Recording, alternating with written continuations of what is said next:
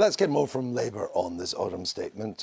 We're joined by the Shadow Chief Secretary to the Treasury, Rebecca Long-Bailey. Welcome to the programme. Now, we carried John McDonnell's critique of the autumn statement in full. So let me ask you a bit about Labour's position.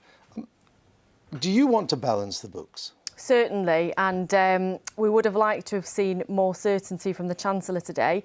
He's obviously abandoned George Osborne's surplus rule, which we thought was inachievable, but he hasn't really given us a date in terms of bringing the deficit down. But when would you balance the books? Well, we've got a fiscal credibility rule where we'd bring it down on a 5-year rolling period, but we'd also separate. The way George Osborne used to couple capital expenditure with public spending. We would separate that, so you would never have to borrow in terms of public spending. That would come out of your tax receipts, and that's responsible to do that. In terms of your capital expenditure, this would be kept separately so that you could borrow to invest in the way that Philip Hammond has suggested today.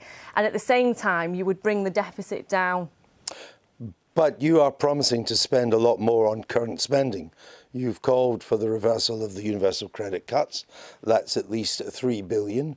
You want much more money for the NHS and for social care. That's a multi-billion current spending as well. There's a number of other areas in welfare that you want to spend more or restore the cuts that have been made.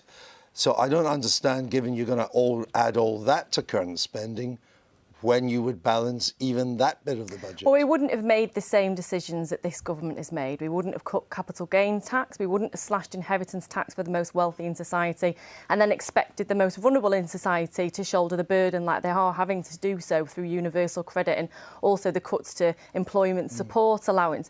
In terms of raising further revenue through taxes, we've got a tax avoidance transparency programme that we would enforce to give how much would that more raise? Legal teeth. Well, I mean, £5 billion is what the government intends to recoup. But, I mean, pundits outside of government estimate anything between 70 to 135 billion going out of the country in terms of tax avoidance. But what we're concerned about... But how much would you hope to get? What we're concerned about, well, we'd have to examine that. The problem that we've got at the moment is that the government is scaling back on the resources it has within HMRC.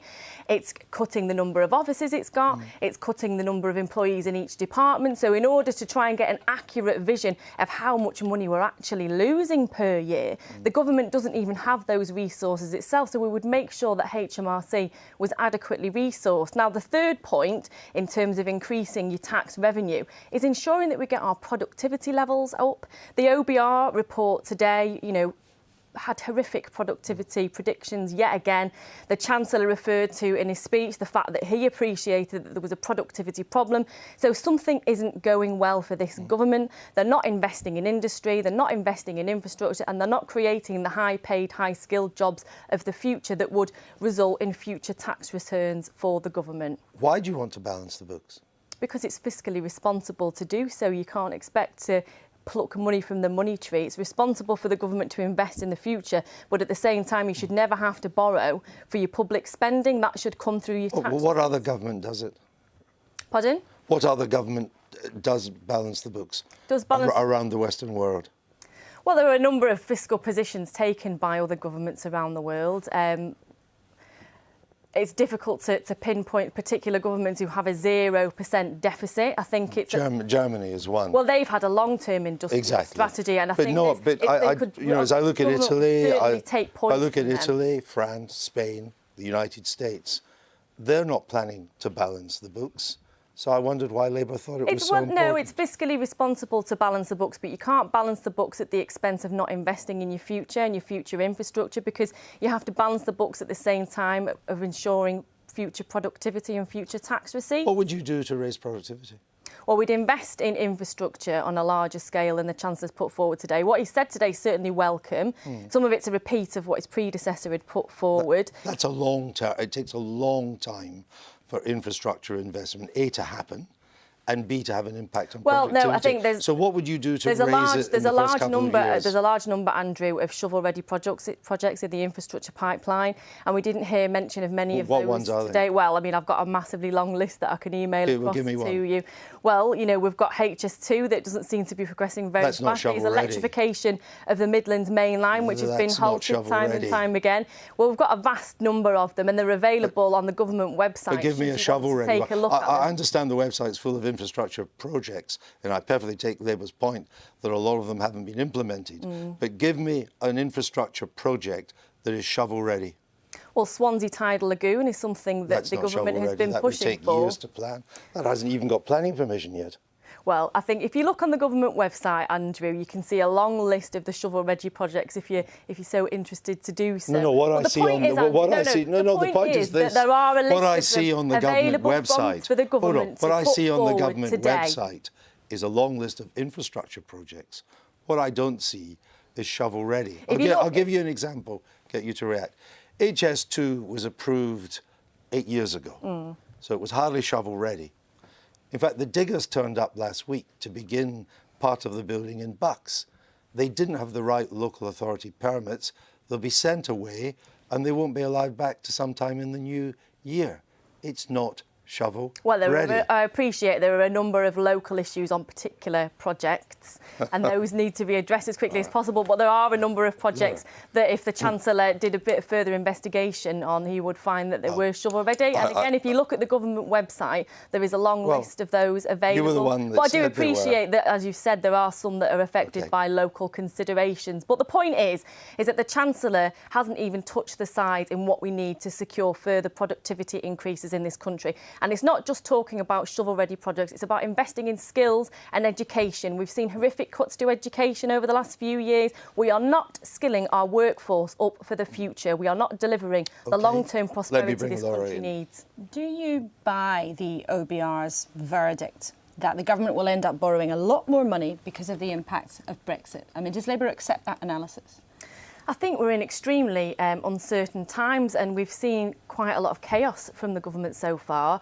I mean, in terms of our red lines, we want tariff-free access at the very least to the single market, and I think that's what business is calling for as well. And we've seen nothing to suggest that that will be pushed for by this government going forward. And in terms of borrowing, I couldn't hazard a guess at the amounts of money that the government would have to borrow in terms of a worsening Brexit situation. Well, the OBR, in fact, is very clear. I mean, they've said there'll be £58 billion extra of borrowing that they put down to the impacts of Brexit. And in a sense, that is the biggest fact that the OBR or forecast that they put forward today. But do you, as a party, do you accept that the impacts of the economy of our decision will be that great? Do you accept that analysis? Well, I think it's a forecast, and I think they've caveated that in the report by stating that it simply is a forecast dependent on the government's ongoing negotiations. But what I would say is that the government can put in place initiatives now to try and alleviate any need to do that, and that would be demanding tariff-free access to the single market for a start. So we just want some certainty going forward, and we know we've got certainty on corporation tax, and as the CBI mentioned in your report earlier, we just want to see more certainty going forward in terms of what our terms for exiting the EU are going to be. At the very least, some red lines for business. I'm just wondering if I could ask a bit about the public finances. Given that you, if you win in 2020, would be taking over a government where the debt to GDP ratio would be flirting with 90%, do you still think at that point the markets, the investors in our debt, would support the Labour Party borrowing more money? Well, I think it was Mark Carney that made a statement not so long ago, and he said we rely on our friends overseas, the kindness of strangers, I think he said.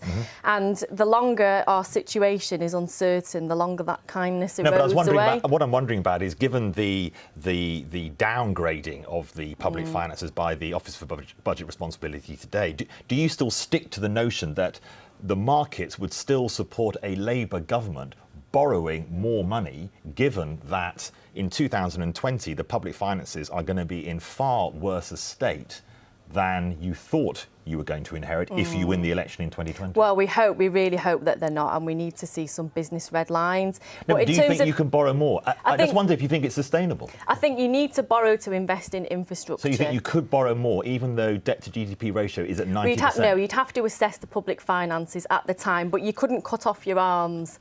You'd have to make sure that you were securing future productivity for the country. But as I said, you know, without a crystal ball, I couldn't make an assessment of the fiscal situation at the time we exited the EU, but I really do implore the Chancellor to start pushing for tariff-free access to the single market, because it's imperative. And another point that he should be pushing as well is for the financial passport. But even though we've seen borrowing costs for the government today are slowly rising. There's inflation risk in particular. You still think that the markets would support you borrowing more on top of what the OBR is saying already this government will be borrowing? Well, as I said, we'd have to assess the fiscal situation at the time. I mean, I wouldn't want us to be in a worsening financial situation, and we will be if this government doesn't take strong action in terms of Brexit. But we'd have to assess the financial situation at the time to specify the amounts that we would borrow. And you're right in what you say, the amount of debt that we're in would affect that. Can I just make wishy-washy spending decisions. With you? You want the government to take to outline its red lines on Brexit. It's perfectly understandable position to be. That's the job of the opposition to do that. What's your red line? Would you leave membership of the single market?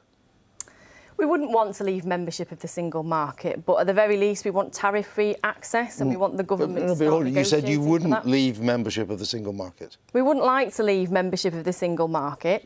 Whether that's on the cards or not remains to be seen. But we want at least a guarantee from the government that they'll maintain some degree of access I understand. to the market for Look, that's a question for the government. I understand that. What I'm asking now is Labour's position, because who knows, these matters may be unresolved. So you have said that you would want to remain a member of the single market. No, we've said our bare minimum is tariff-free access to the single market. That's our bare minimum. Right, Obviously, but would you prefer to remain as a member? Well, I mean, whether that's actually achievable or not is another What about matter. the customs union? Yes, we think it's imperative to remain a member of the customs. So you would accept that by doing that, this country couldn't make its own free trade deals? Well, I mean, all things are negotiable, Andrew, as you know. No, they're not in the customs union. Well, I think we would demand to remain the part of the customs union because it would have such a detrimental impact. Right, but there's no member of the customs union makes its own free trade deals.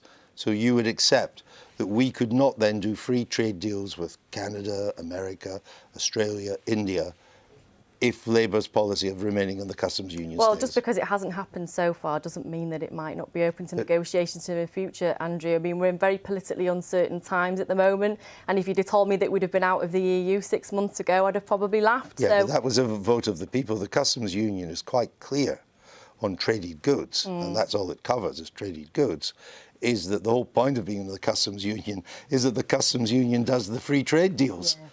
So you can't have both. Do you understand that? Yeah, no, as I've said, we would want to remain part of the customs union, and then we'll see what the government puts forward on that. OK, we'll leave it there. Rebecca Long-Bailey, thank you for that. Thanks very much. Let's go over to